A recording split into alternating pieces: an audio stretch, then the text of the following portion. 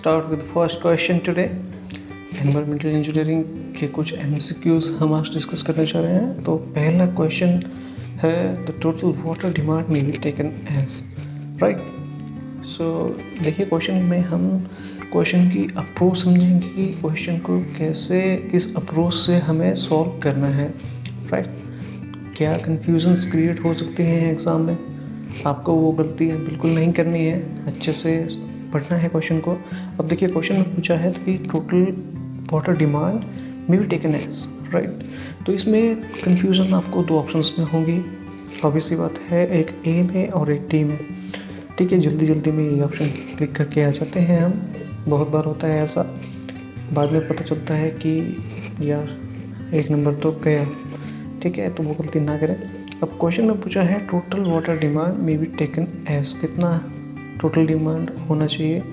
तो ये है टोटल होगा 270। अगर पूछते आपसे डोमेस्टिक तो होता 135। ये कन्फ्यूज़न होता है छोटा छोटा है, इसको समझिए। ठीक है, ये नहीं होना चाहिए बिल्कुल भी। ठीक है, अब देखिए जिसमें मैंने बताया डोमेस्टिक के लिए 135 हो जाता है हमारा। ठीक है, ऐसे ही इंडस्ट्रियल के लिए हमारा 40 हो जाता है। और ये LPCD का मतलब क्या है? LPCD मीन्स आपको कितना लीटर पर कैपिटा डिमांड के हिसाब से पानी देना है। ठीक है, ये सब चीज़ें आपको याद रखनी है अच्छे से डिस्कस करके। तो टोटल कितना देंगे? 270 लीटर पर कैपिटा डिमांड के हिसाब से। ठीक है, चलो नेक्स्ट क्वेश्चन पे चलते हैं।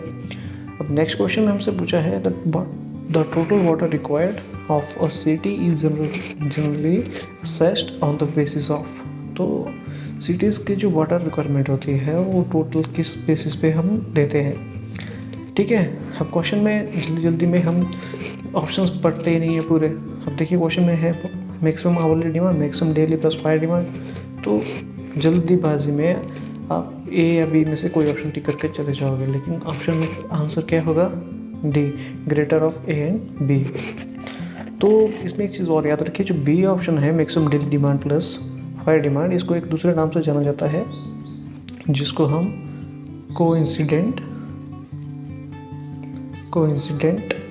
ड्राफ्ट के नाम से भी जानते हैं। तो यहाँ पे कोइंसिडेंट ड्राफ्ट भी अगर लिखा होता तो आपको कोई कन्फ्यूज़न नहीं होनी चाहिए थी। तो coincident draft plus maximum hourly demand, इन दोनों में से जो बड़ा होगा उसके हिसाब से हम वाटर देते हैं। तो मैंने एडिशनल डाटा आपको थोड़ा सा प्रोवाइड करने की कोशिश करी है यहाँ पे।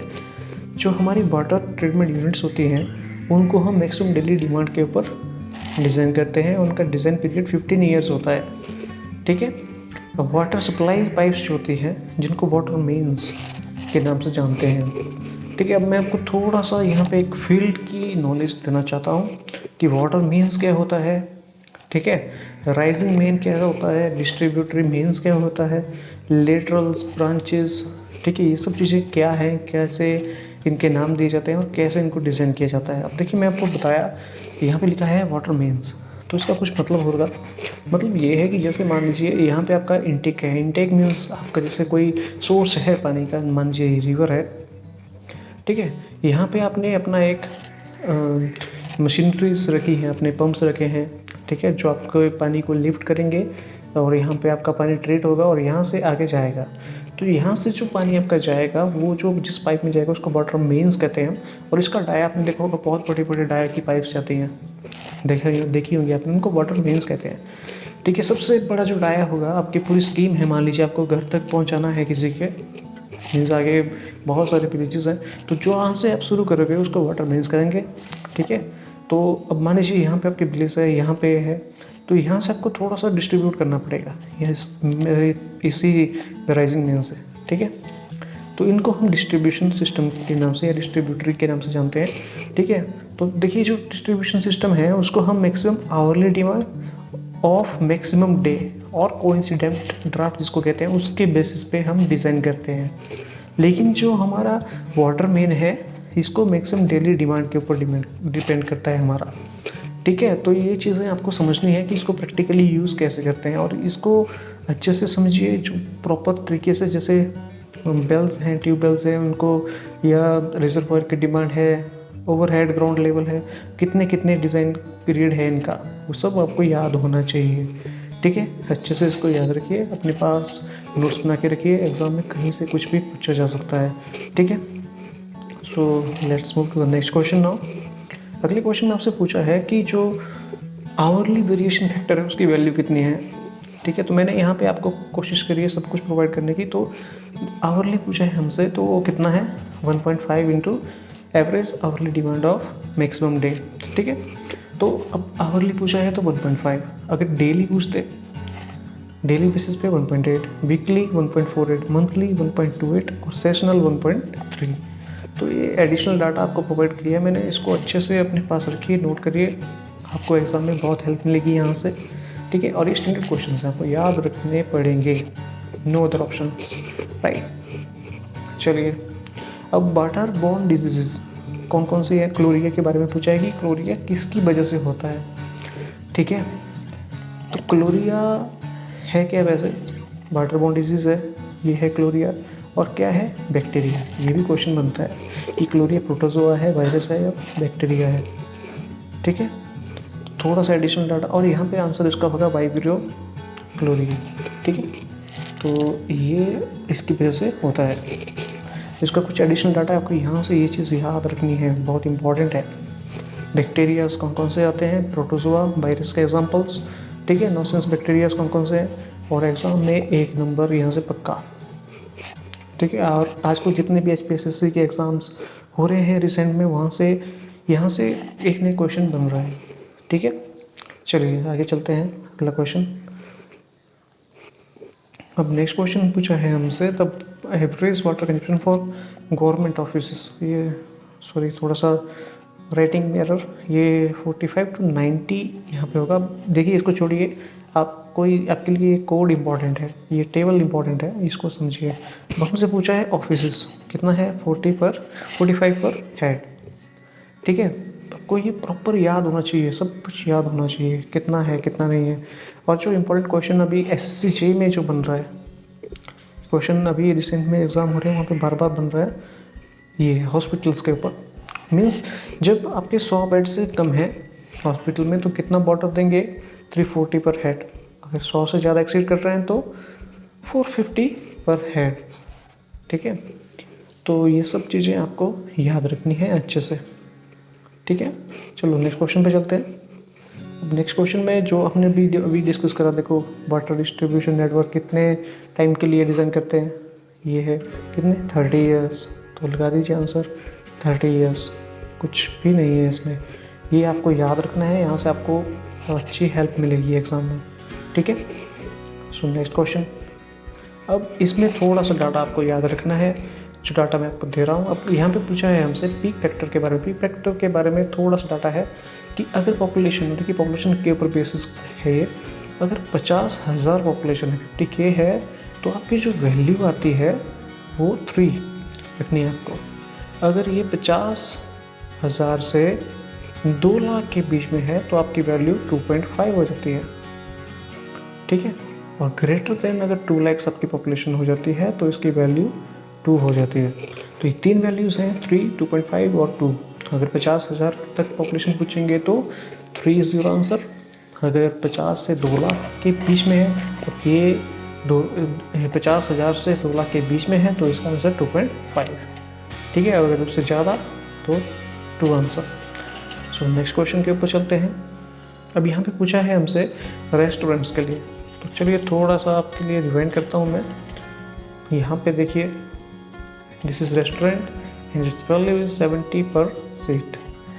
तो मुझे उम्मीद है आपको समझ आ रहा होगा इम्पोर्टेंस। ठीक है, ये प्रीवियस ईयर क्वेश्चन है SSC JEE का। ठीक है, चलो नेक्स्ट क्वेश्चन। अब फ्लोराइड्स का कॉन्सेप्ट इंपॉर्टेंट है, मैंने आपको वीडियो में बहुत अच्छे से डिस्क्राइब करा है फ्लोराइड्स के बारे में। आप वीडियोस देखिए जो मैंने प्रोवाइड करी हैं आपको थ्योरी लेक्चर्स की, वहाँ पे कुछ न्यूमेरिकल्स भी आपसे सॉल्व करवाए हैं मैंने। आज थ्योरेटिकल जो MCQs हैं, जिनके कॉन्सेप्ट है वो हम डिस्कस कर रहे हैं, तो वो देखिए, आपको बहुत हेल्प मिलेगी वहाँ से। चलो, फ्लोराइड के ऊपर जो कॉन्सेप्ट है कि इसकी डिज़ायरेबल वैल्यू कितनी है, तो इसकी वैल्यू 1 मिलीग्राम पर लीटर से ज़्यादा नहीं होनी चाहिए।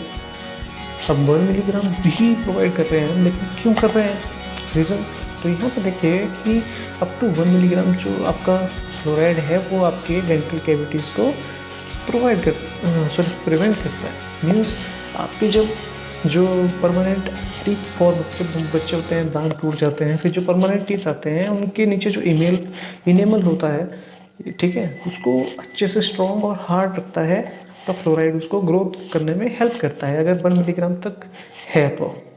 लेकिन अगर इसकी वैल्यू 1.5 से ज़्यादा हो जाती है तो आपको ये नाम याद रखना है, ये बीमारी हो सकती है मोल्टिंग ऑफ टीथ या डिकलरेशन ऑफ टीथ। मीन्स दांत पीले पड़ जाते हैं। दूसरा, दांत का चटकना शुरू हो जाता है। अगर 5 मिलीग्राम से ज़्यादा हो गया तो क्या होगा, आपके जो बोन्स हैं वो उनका चटकना शुरू हो जाएगा। Means bone fluorosis.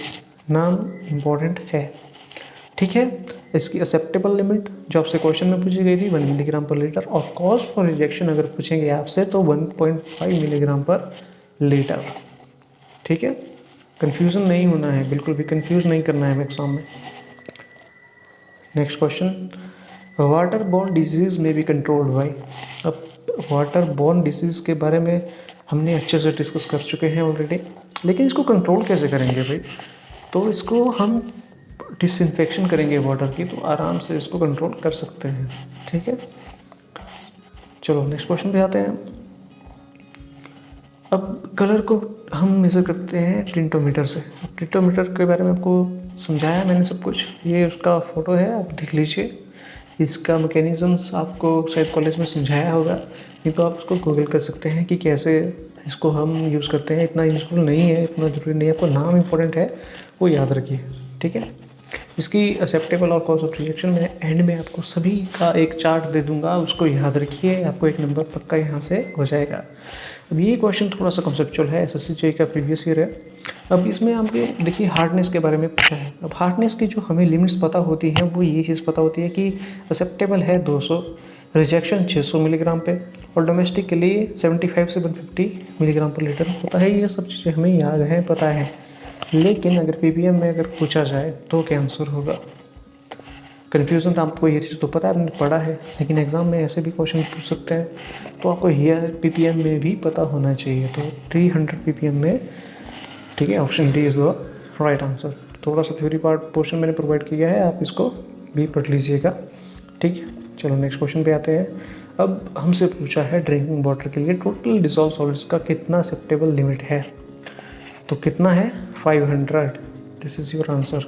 लेकिन इसमें एक छोटा सा कॉन्सेप्ट है, वो मुझे आपको डिस्कस करना है। वो है, देखिए अब यहाँ पे लिखा है परमिसिबल लिमिट, ये भी आपकी लिमिट है और ये भी परमिसिबल है। तो यहाँ पे 2000 क्यों नहीं करते हम? तो इसके लिए एक स्पेशल केस है कि अब्सेंस ऑफ अल्टरनेट सोर्स। अब इसका मतलब क्या है, आपके कोड में लिखा है absence of alternate source. Means आपके पास ही सोर्स है, ठीक है, यहाँ से आप वाटर इनटेक कर रहे हो और अपने डिस्ट्रीब्यूट कर रहे हो, ठीक है, लेकिन आपके पास कोई और अल्टरनेट सोर्स है ही नहीं, ठीक है। मान लीजिए यहाँ की जो हार्डनेस है वो बहुत ज़्यादा आ रही है, आप उसको ट्रीट कर रहे हो तो उसकी वैल्यूज़ 1500-1600 तक की आ रही है, और आपके पास और कोई ऑप्शन है नहीं पानी देने का। तो अगर इसकी वैल्यू 2000 से कम है तो आप इसको प्रोवाइड कर सकते हो। तो इसका कुछ ना कुछ इफेक्ट तो होगा, लेकिन वो लॉन्ग टर्म में होगा, ठीक है। ऐसा नहीं है कि वो सेफ़ है, सेफ़ नहीं है, लेकिन उसकी कोई इतना डेंजर इफेक्ट भी नहीं है, लेकिन विद टाइम आपको वो इफेक्ट देखने को मिल सकता है, ठीक है। सो इट इज़ बोल सकते हैं इमरजेंसी केस, राइट। चलो नेक्स्ट क्वेश्चन पे आते हैं। अब नेक्स्ट क्वेश्चन हमसे पूछ रहा है कि in water surface presence of taste and odour due to dissolve gases may be removed by. अब डिजॉल्व गैसेस की वजह से क्या होता है, टेस्ट खराब हो जाता है, ओडोर आना शुरू हो जाती है, तो उसको रिमूव करेंगे तो कैसे करेंगे? अब गैसेस अगर डिजॉल्व हैं तो हम क्या करते हैं, एरिएशन। अब एरिएशन मीन्स ये हमारा कोई सोर्स है तो इसको हवा में उछाल देंगे हम वाटर को, तो इससे आपका जो डिजॉल्व गैसेस है वो आराम से रिमूव हो जाता है, ठीक है, राइट। कुछ भी कंफ्यूजन नहीं होनी चाहिए। अब बात आती है फिल्ट्रेशन, कोआगुलेशन, डिसइंफेक्शन, ये सब चीज़ें हम अभी डिस्कस करेंगे थ्योरी लेक्चर्स में, ठीक है। अभी मैं सेडिमेंटेशन के ऊपर आपके लिए एक लेक्चर ला रहा हूँ, उसके बाद धीरे धीरे ये सभी प्रोसेस समझ के हम पूरा एनवायरनमेंट अच्छे से समझेंगे। तो have some patience, right. So let's move to the next question now. The major portion of alkalinity in water is caused by. अब मेजर पोर्शन ऑफ एल्कलिनिटी किस चीज़ की वजह से एल्कलिनिटी होती है, मैंने बहुत अच्छे से डिस्क्राइब करा है आपको हार्डनेस एल्कलिनिटी का कॉन्सेप्ट। तो उस दिन हमने डिस्कस किया था हाइड्रोक्साइड, कार्बोनेट, बाइकार्बोनेट, इसकी वजह से होता है अल्कलिनिटी। ठीक है, अब अल्कलिनिटी में देखिए ये सब चीज़ें मैंने आपको बताई थी, तो इसको आप अच्छे से रिवाइज़ करिए। रिवाइज़ करने के लिए मैंने यहाँ पे आपके लिए चार्ट दिया है, इसको अपने नोट्स में लिखिए या वीडियोस देखिए प्रीवियस, उसमें आपको पूरा कॉन्सेप्ट समझ आएगा। मैंने बताया था आपको अल्कलिनिटी जब प्रेजेंट है वाटर में, ठीक है, तो आपकी जो हार्डनेस है वो नहीं होती है, उसमें परमानेंट हार्डनेस नहीं होती है। क्यों नहीं होती है? क्योंकि जनरल में शेयर है तो हीलिंग तो नहीं होगा, तो hardness zero if alkalinity present है। तो वो कॉन्सेप्ट में बहुत अच्छे से आपको समझाया है, आप वीडियो देखिए, बहुत अच्छे से समझाएगा आपको। नेक्स्ट क्वेश्चन पे मूव करते हैं। नेक्स्ट क्वेश्चन हमसे पूछ रहा है कि अब यही क्वेश्चन आ रहा है अल्कलिनिटी का, जो मैंने अभी डिस्कस किया कि अल्कलिनिटी के बराबर है तो उसको क्या कहते हैं हम। अब अल्कलिनिटी प्रेजेंट है तो मीन्स हार्डनेस नहीं होगी, अगर होगी तो दिखावे की होगी, जिसको हम स्यूडो हार्डनेस कहते हैं। स्यूडो का नाम ही होता है झूठा, ठीक है। तो हमें लगेगा कि वाटर जो है वो हार्ड है लेकिन उसमें हार्डनेस नहीं होगी, तो उसको हम स्यूडो हार्डनेस के नाम से जानते हैं। ठीक है, ये क्वेश्चन इंपॉर्टेंट है, आपको याद रखना है। और स्यूडो हार्डनेस सोडियम की वजह से भी होते हैं, आपको ये चीज़ याद रखनी है। ठीक है, चलो नेक्स्ट क्वेश्चन पे आते हैं। और स्पेसिंग बिटवीन टू बार्स, ठीक है, कितनी रेंज पे होती है? तो इसका आंसर 20 to 40 mm। थोड़ा सा यहाँ पे मैंने आपको डिस्कस करने की कोशिश करी है, तो इसको आप अच्छे से पढ़िए, ठीक है, अच्छे से थ्योरी को पढ़िए, आपको ये हेल्पफुल ज़रूर लगेगा यहाँ से। ठीक है, चलो नेक्स्ट क्वेश्चन पे आते हैं हम। नेक्स्ट क्वेश्चन जो है ये एसएससी प्रीवियस ईयर है, और ये क्वेश्चन आपके हिमाचल में रिपीट हो सकता है क्योंकि ये याद रखने वाले क्वेश्चन हैं। अगर आपको याद आ रहा है एग्ज़ाम में तो आप कर लोगे, नहीं तो आप कन्फ्यूज़न में क्वेश्चन को गलत कर जाओगे। तो आपको ये नाम याद रखना है इस क्वेश्चन के लिए, the water distribution use for the removal of particulates as well as gaseous pollutants, तो वेट स्क्रबर्स। नाम इम्पोर्टेंट है, बहुत सारे ऐसे नाम हैं जो आपको याद रखने पड़ेंगे।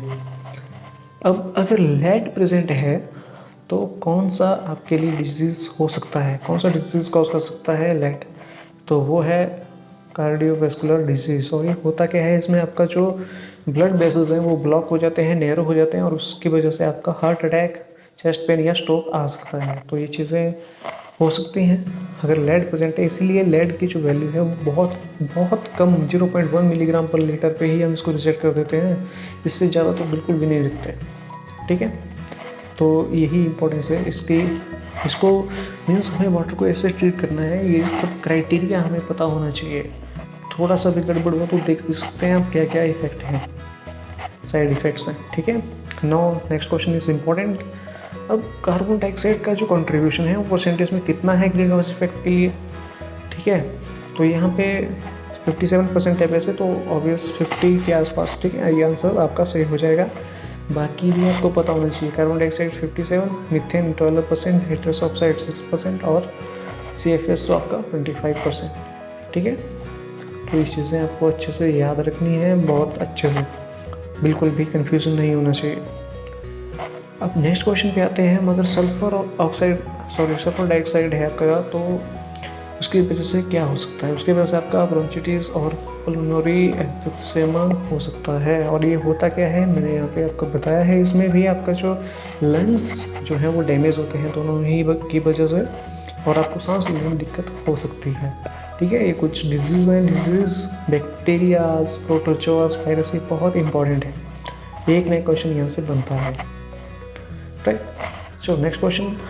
अब बैक्टीरियाज डिफरेंट टाइप के होते हैं, उसके बारे में आपको डिस्कस करते हैं। एनारोबिक कौन से होते हैं, पैथोजेनिक कौन से होते हैं, और एरोबिक हो गए। ठीक है, अब सीवियस में कौन सा होता है? सीवियस में आपका सेप्रोफाइटिक होता है। ठीक है, नाम इंपॉर्टेंट है, रखिए यार इसको। अब एरोबिक जो ऑक्सीजन की प्रेजेंस में जिंदा रह सकते हैं, विदाउट ऑक्सीजन सर्वाइव नहीं कर पाएंगे, वो एरोबिक।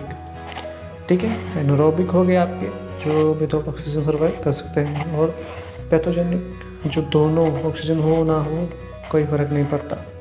ठीक है, चलो एंड में मैंने आपके लिए ये छोटा सा चार्ट रखा है, इसमें हम डिस्कस करेंगे आपका जो क्राइटेरिया है। सबसे पहले कलर, तो 10 to 20 ऑन कोबाल्ट्स के लिए इसकी लिमिट और मेजर किस में करते हैं, टिंटोमीटर से।